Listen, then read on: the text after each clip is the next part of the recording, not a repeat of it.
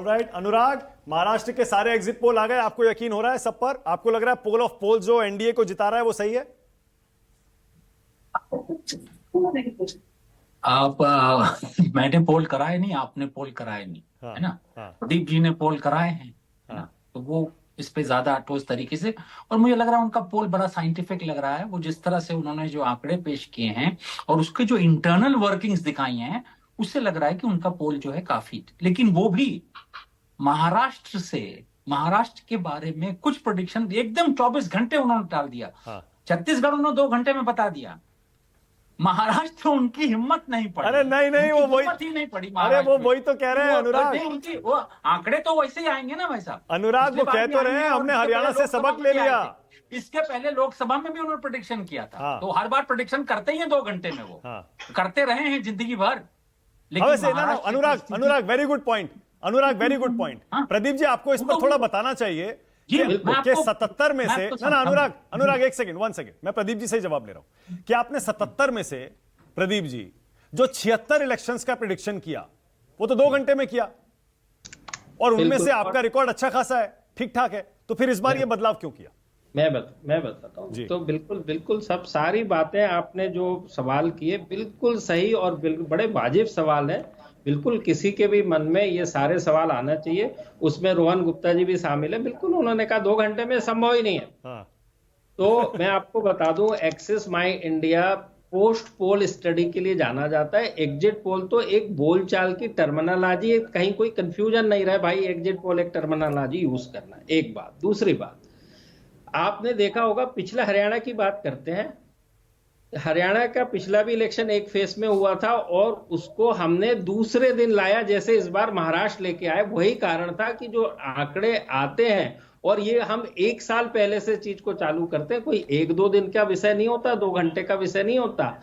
1 साल से सारी ग्राउंड वर्क चालू होता है। हर क्वार्टर में हर एक सीट पर जाते हैं और उसके बाद ये आकलन लाते हैं। हरियाणा का इलेक्शन का जो हमारा प्रेडिक्शन था वो हार्वर्ड बिजनेस स्कूल की केस स्टडी है, जो हर 2-4 महीने में पढ़ाई जाती है हार्वर्ड के बिजनेस की क्लासरूम के अंदर।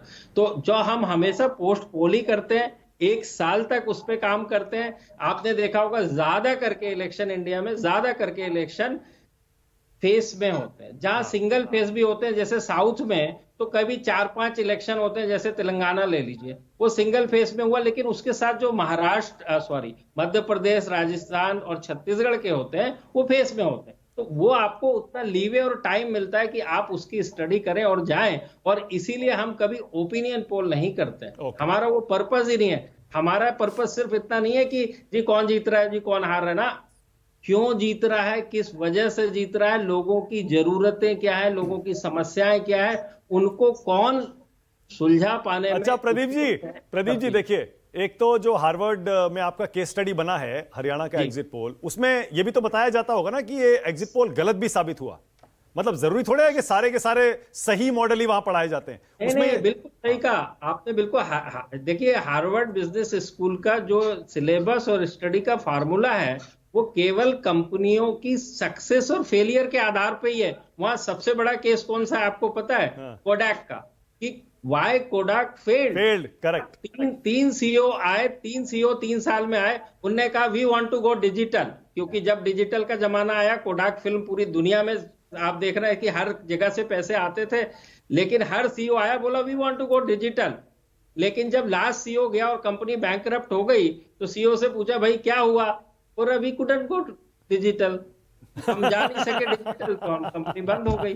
तो वहां फेलियर के केस ज्यादा, इंक्लूडिंग बिल्कुल सही है, बहुत बढ़िया, ना बिल्कुल सही है। प्रदीप जी अब देखिए, आप जो कह रहे हैं और आपने जो आज सर्वे किया है, मतलब इतना चर्चा में है कि 4 उंगलियां उठी हुई है विंडोज में, सब बोलना चाह रहे हैं आप पर। अनुराग पहले जल्दी से आप बोलिए, क्या कहना चाह रहे थे? मेरा तो आपने पूरा वाक्य नहीं पूरा होने दिया। आप बोलिए। एक वाक्य भी नहीं बोल पाया, उसके पहले वो वहां के भेज दिया गया। हाँ। मैं आपके पोल सर्वे को तो मैंने शुरुआत में कहा कि बहुत साइंटिफिक लग रहा है। हाँ। बाकी सब सर्वेस, क्योंकि आपने बहुत अंदर तक के आंकड़े दिए, हमारे समझ में वो आ रहे हैं और हमको कुछ नहीं तो ट्रेंड मालूम पड़ रहा है चीजों का, और हम उसको रिस्पेक्ट कर रहे हैं आपके यहाँ। आपने अन्यथा ले लिया उसको, आपने नहीं, उसको, मैंने मैं ले लिया। प्रदीप जी, ना, ये दोनों मेरे जो आपकी मित्र बात हैं की गई पार्टियों नहीं। के, दोनों अरे मेरे अनुराग दोस्त जी, हैं। आपकी बात का मैंने ये एक मिनट, ये मैं इनकी तरह रिजेक्ट नहीं कर रहा हूं आपके पोल प्रकरण को, बिल्कुल रिजेक्ट नहीं कर रहा हूं, एब्सोल्युटली रिजेक्ट नहीं कर रहा हूं, मैं उसका सम्मान कर रहा हूं। उल्टा आपने ले लिया, उसको अलग तरह से ले लिया।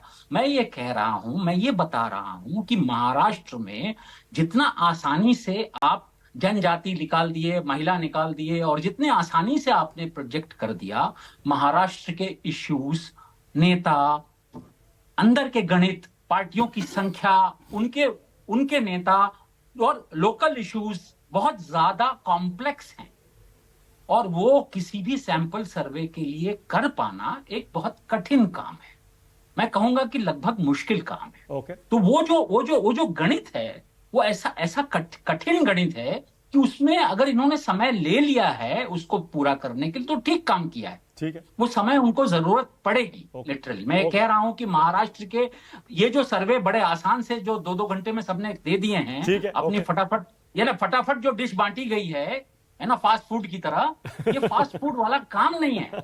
अभी भी ये 23 तारीख तक भी ये पूरा कर पाएगा कोई? मुझे लग रहा है कि बहुत ही ऐसा कॉम्प्लेक्स केस है वो, बहुत कांटे की टक्कर है ना, मतलब बहुत मुश्किल पड़ेगा। आपकी हेडलाइन अनुराग यही है ना, हेडलाइन यही है ना कि कांटे की टक्कर है। बिल्कुल 100%। बहुत बढ़िया, ठीक है। 100% रोहन गुप्ता, रोहन क्या